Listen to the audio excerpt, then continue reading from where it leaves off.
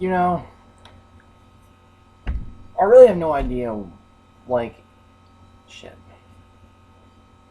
Hello guys, Survivor here, welcome back to another video, and I really want to talk about this, because it's basically my favorite genre in gaming, and I've really come to love this type of genre ever since I played the first Mass Effect, and Walking Dead Season 1, like Walking Dead Season 1 by Telltale Games, were those, and because of games like those, like Mass Effect, and The Walking Dead by Telltale, it's basically been a thing to keep making these type of role-playing games.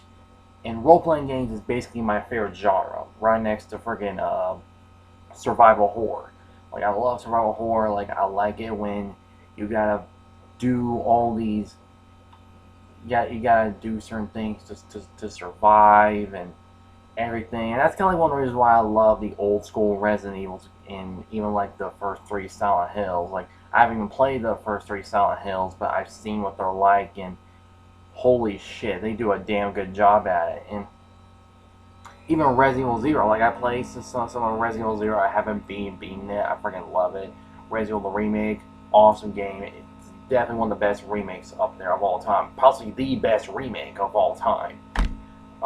Because some remakes were kind of, because some remakes over the years, like when you really call them remakes, were kind of a flop, like the Psycho remake. Oh Jesus, that was terrible. But back on topic, role-playing games has been like my favorite genre for a long time. I've replayed the first three Mass Effect games so many freaking times. It is not even funny, and that's just me going back to play through the game in a way that I want to play as like a certain, like I want to make a certain character from a series I love and make choices that this character would do in this situation. You know, like it's some like that that really gets to me. And like role playing games back then were basically the like just creating your own character, like not only creating your own character, but like what type of class do you prefer, what type of playstyle you like to take on, and how you would do things. You know, and it all depends on how you played the game and what you would do. That's how role-playing games have always played, you know. I say Guild Wars 2. Guild Wars 2, when that came out in 2012, it was basically up there with one of the best video games of all time up there. Like best video games of the year. Like along with Far Cry 3, Borderlands 2, and The Walking Dead Season 1. It was one of those runner-ups. For the, you know, it was one of those contenders for Game of the Year back in 2012 because of how much shit you can do and how much content that was in it. You don't even need a fucking pass to play through it like fucking World of Warcraft. Like, you don't need a freaking pass just to keep on playing it. Like, instantly for free, all that freaking content. But ever since Mass Effect and Dragon Age, you know, when BioWare came around, hell, even Star Wars Knights of the Old Republic. Because I'm pretty sure that shit had choices too. I'm pretty sure. Well, ever since that though, like, and then came along Mass Effect and then, you know, fucking Dragon Age, right? Like, those games knew that you can create your own character or like what you want to be, but you can also make choices the way you want to. Like make choices on what you would do. It wouldn't really change the narrative or the story at all, but it's just how you would prefer things. And Dragon Age Origins and Mass Effect 1 did those perfectly, especially Dragon Age, because you can literally have some characters get kicked out of your party or maybe even killed off, which was insane. And Mass Effect 1 did the same thing, but there is a choice around, like right around the end, where you gotta choose which character do you prefer and who you want to save. There are optional there is another optional choice where you can actually have this one crew member get killed, and that was amazing. Now, it's those two games from BioWare definitely made the role playing games genre. It took it to a whole new level. Make choices that would definitely impact on your character's story. Not really a lot. Really, it's just the fact that this character just died. Holy shit! And what your character might be thinking is what you're more than likely thinking too, depending on what you do. More than likely, who knows? But it's something that I feel like it, because ever since those games, it's just been getting better and better. But I wouldn't really say that's like they were the very first role-playing games that actually do a thing. Hell, how about we go all the way back to I think 1999, where Resident Evil 3 Nemesis came out. Yes, I'm going back that far to Resident Evil.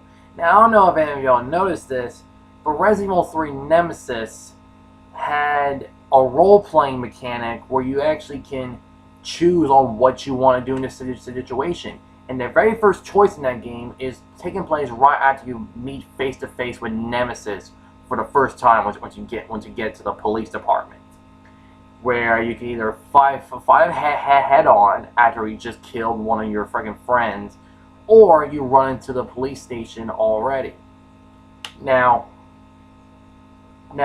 while you do that, though, if you actually manage to take Nemesis down, he actually drops some things, which can be useful much later, which is appreciated after taking down a big baddie. But the dude's gonna keep coming back. So what's the point of even taking him down, wasting your fucking ammo just to get something else? I know you can make parts that can make a fucking Magnum, which makes you an OP motherfucker, but seriously,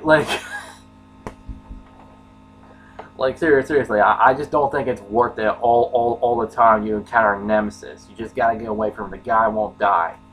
And there's choices like that much later. Hell, there's a choice right around the end where it will affect your ending. And it all depends on what you do, really. But that was basically role playing back in the day, where you get to choose the way you want to go. Like you either face Nemesis head on, or you just jump off the freaking bridge. Like that's exactly what happens. You either like try to face off against him again, or you jump off a freaking bridge. I'm not even kidding. I think that's basically one part of the game.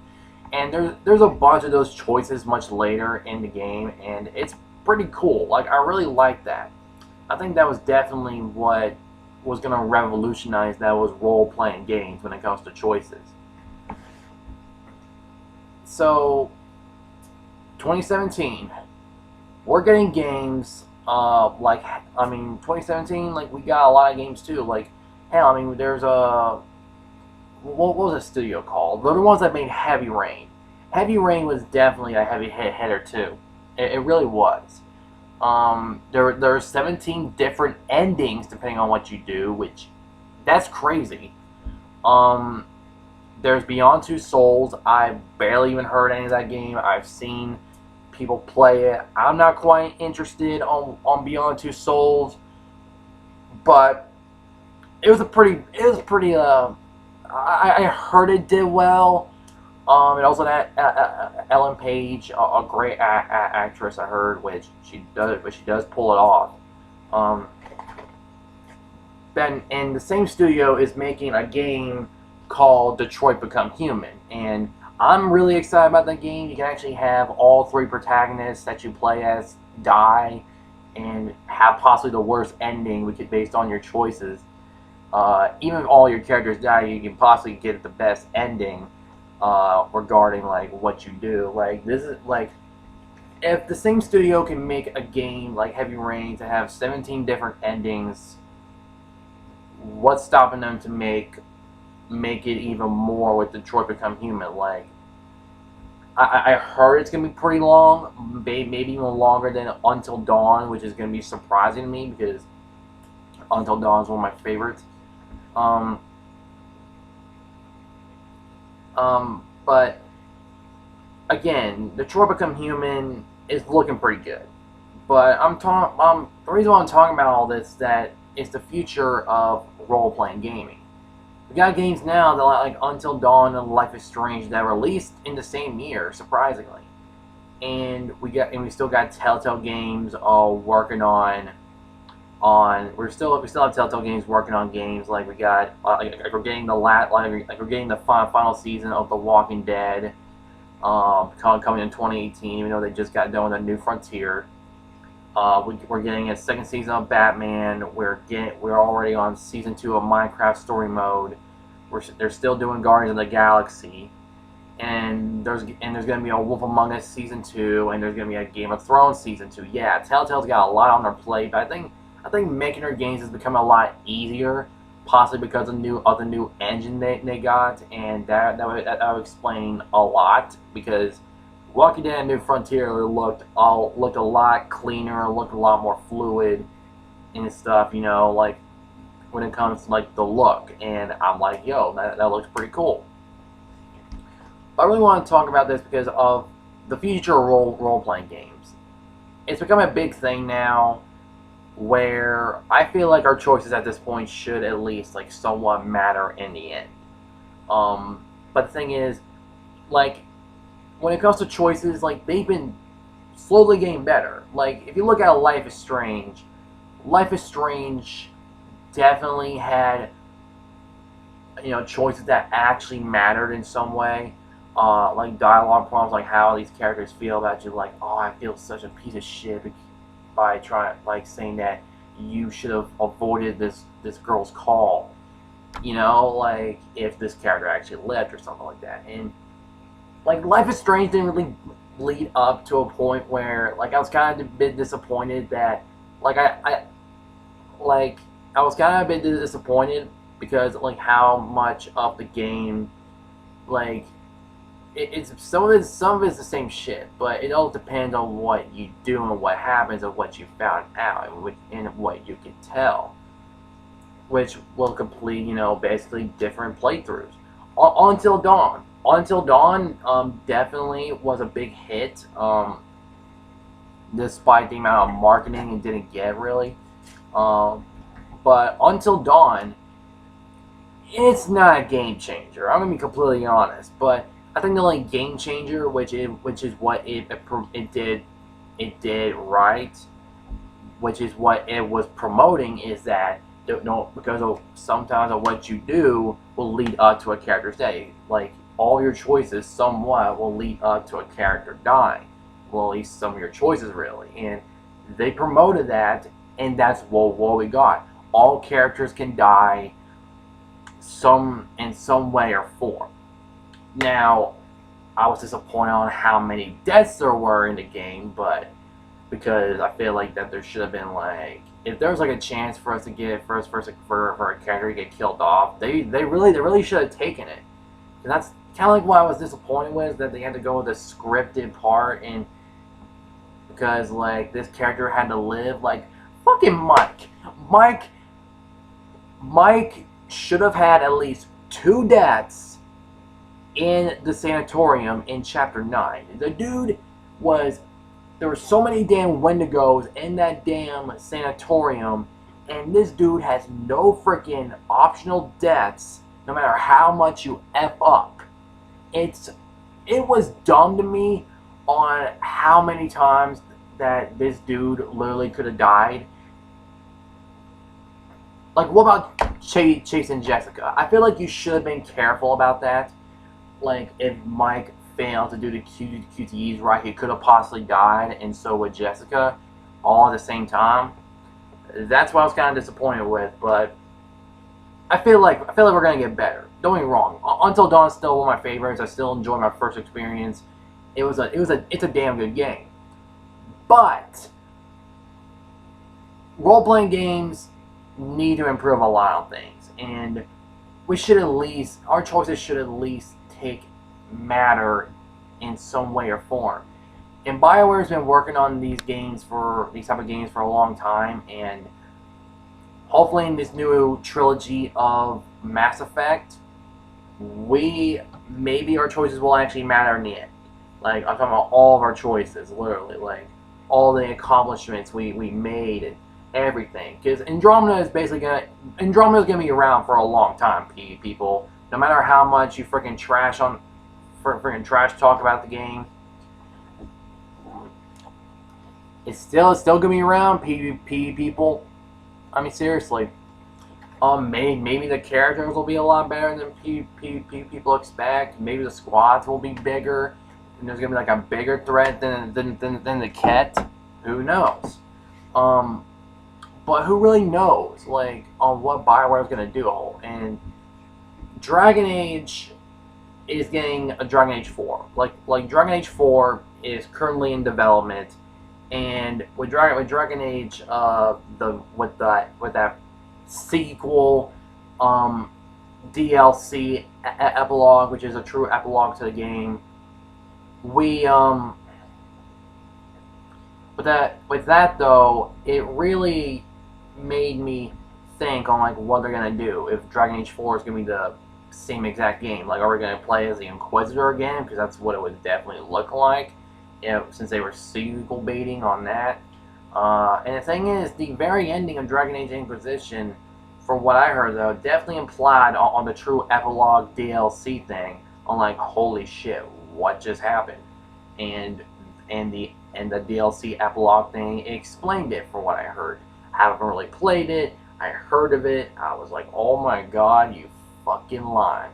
But yeah, like, now, I could completely understand on if all of our choices somewhat mattered in the end.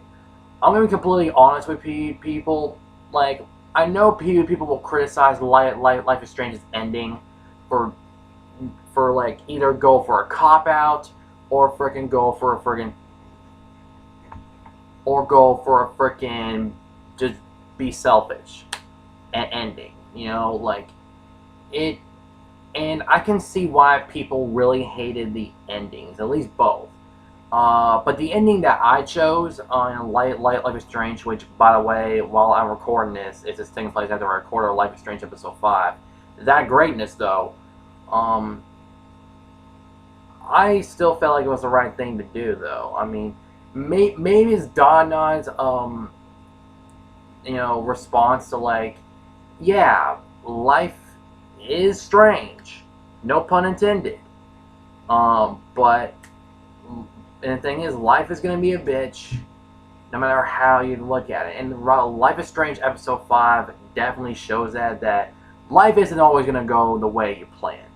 So you either make the right choice to fix everything, and life is still going to be a bitch for you, to you, but who really knows? Because life is a mystery, you know. I think that's what Don was kind of going for, but I'm not really sure. But do you know how big of a bitch it would have made in a development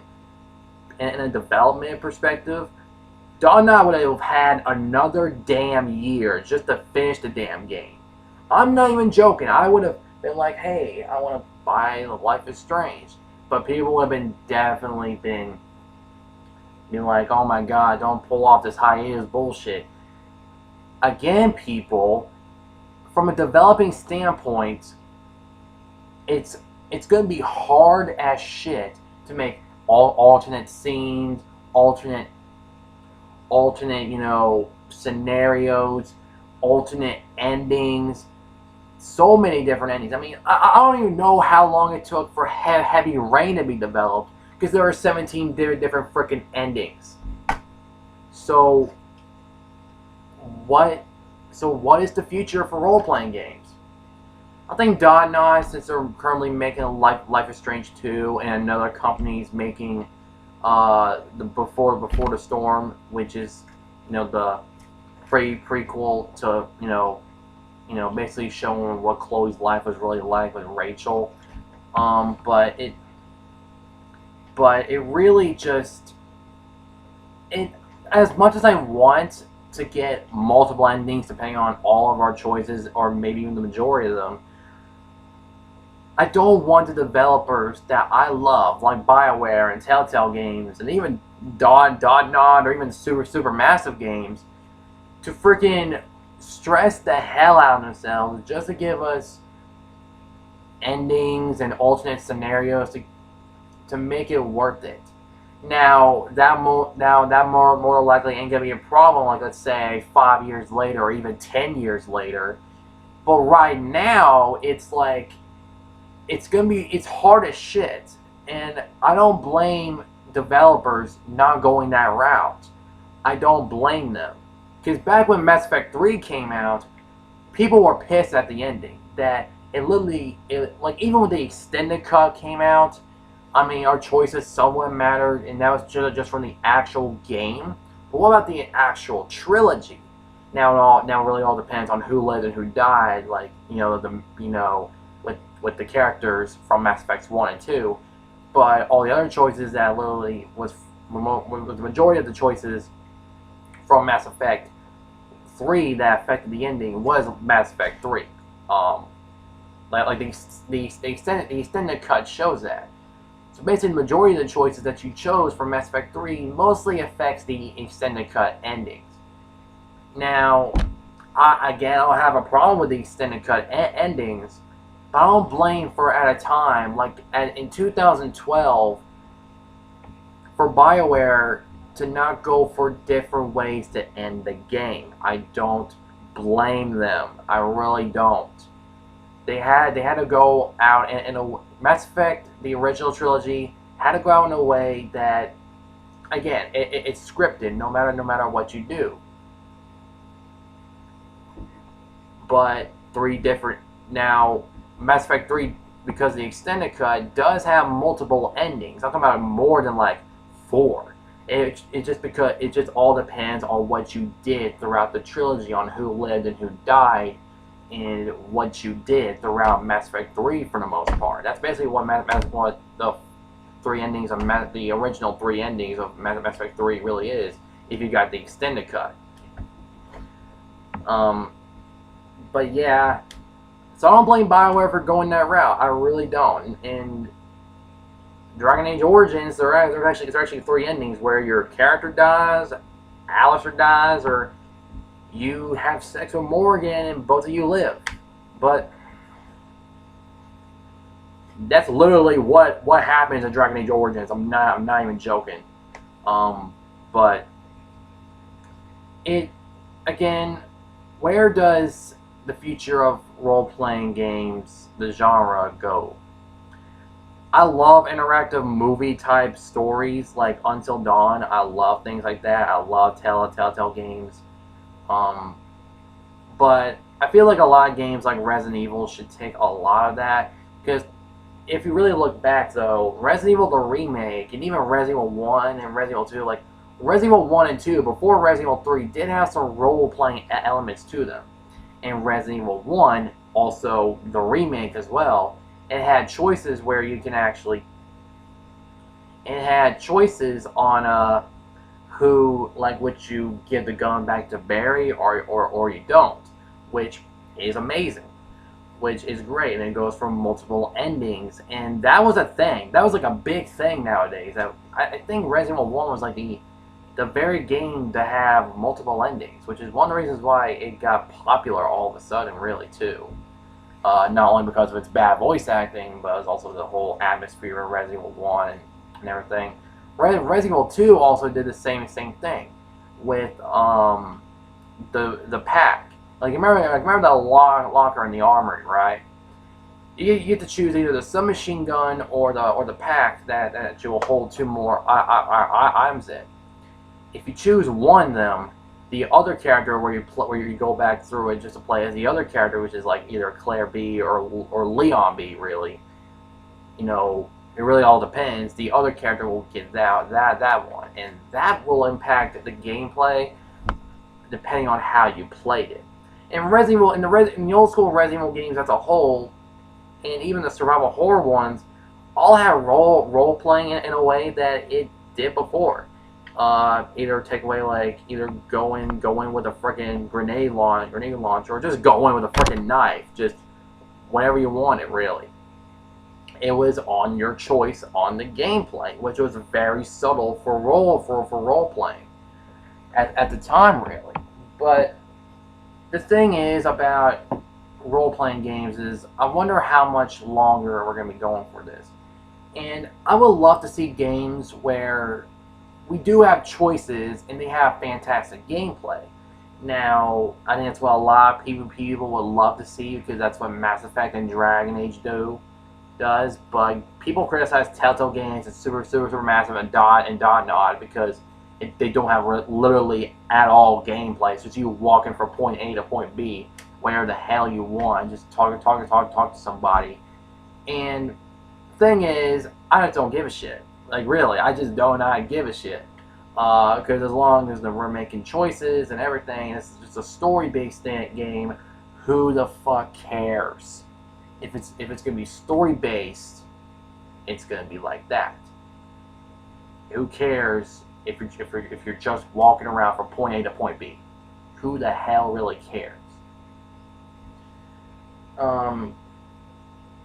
If you want some gameplay with actual choices, go play Star Wars Knights of the Old Republic, go play Mass Effect, and go play Dragon Age. Those games does amazing gameplay with choices, okay?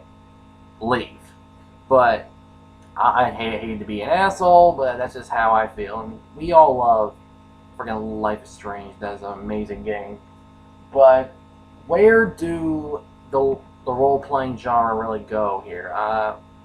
From a development standpoint, it's going to be a long time, and I just do not know where it's really going to go. I really don't know. So I don't really know where it's going to go, really. I mean, it could go anywhere, basically, and it's a growing thing nowadays, and who knows, maybe BioWare's new title, Anthem, will actually have actual choices as well. Horizon Zero Dawn, recently, a newly released title, has an amazing game, has amazing gameplay. There's also has that Mass Effect Dragon Age, conversation choice, circle thing, which is what I saw, which I thought was a huge surprise, because I thought the game was going to be, what it was going to be, but there are actually different ways you can go about different things, which is pretty surprising. There's Deus Ex, Human Revolution, like, a lot of games recently have been getting more and more on the role-playing aspect of choice and consequence. It's more about the choices than the consequences, really, but I feel like lots of games, even Dot Nod and Supermassive and Telltale, and even BioWare are going to be focused on the consequence part more than likely later on down the road, because of how people feel like, yes, the choices are cool and all, but what about the actual consequences? I mean, yes, in Life is Strange, there are choices where you made that you're like, oh my god, I should have chose the other one. There are choices like that. Life is Strange pulls off some of those choices actually damn well. Like, let's say you were taking the money in episode 3. I felt like a piece of shit if I actually took it. But in episode 4, it was revealed that the money wasn't even gonna help at all. It was just something that the school was gonna get. I was like, oh my god, I should have taken the damn money. And those were one of the choices in Life is Strange that they pulled off the consequence part, which I thought was damn well. They pulled off damn well. I do hope we get to see more of those in role-playing games in the future. I just want to talk about all this because I really do personally love role-playing games. I mean, dude, I own all 4 Mass Effect games. Mass Effect 1, Mass Effect 2, Mass Effect 3. Those greatness, okay? They are the shit here.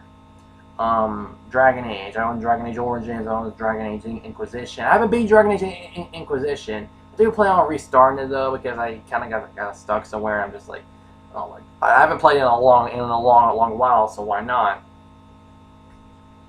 I own Life is Strange. I own Until Dawn. I plan on playing Heavy Rain, possibly on the channel. There's also The Witcher though, which is a great game as well. I own Deus Ex. Like, man, role playing games are becoming more of a thing nowadays, and I love it.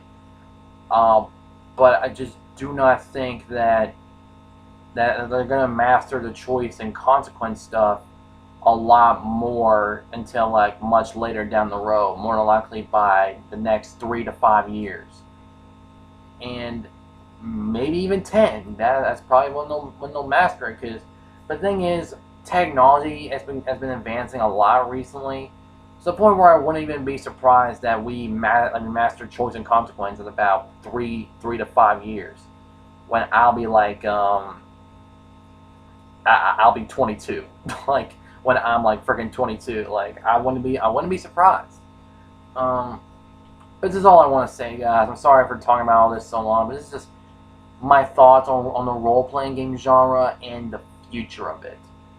Do hope you guys kind of enjoyed it though. Like the video if y'all enjoyed it, subscribe if y'all see more, comment below what y'all think. And if y'all new to the channel, y'all want to see more, be sure to subscribe for more.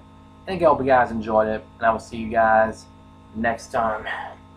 Survivor out.